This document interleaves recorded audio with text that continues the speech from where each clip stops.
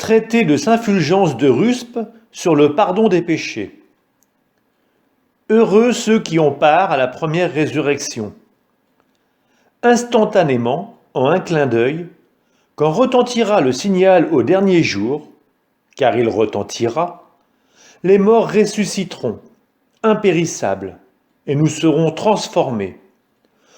En disant nous, saint Paul montre qu'il est uni à ceux qui recevront le don de la transformation future, et qui sont ses compagnons, dans la communion de l'Église et dans une vie droite.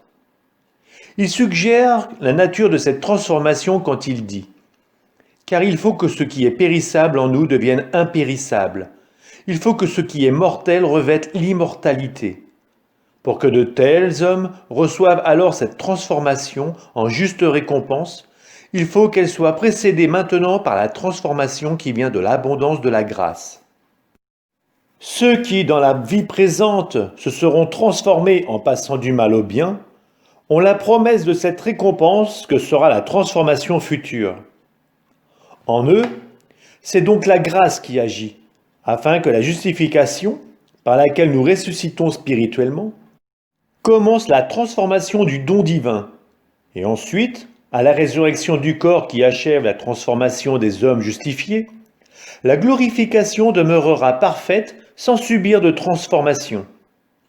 La grâce de la justification d'abord, et ensuite celle de la glorification les transforme de telle sorte que la glorification demeure en eux immuable et éternelle.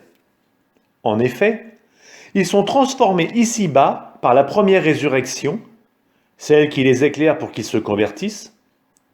Par elle, ils passent de la mort à la vie, du péché à la justice, de l'incroyance à la foi, d'une conduite mauvaise à une vie sainte. C'est pourquoi la seconde mort est sans pouvoir sur eux.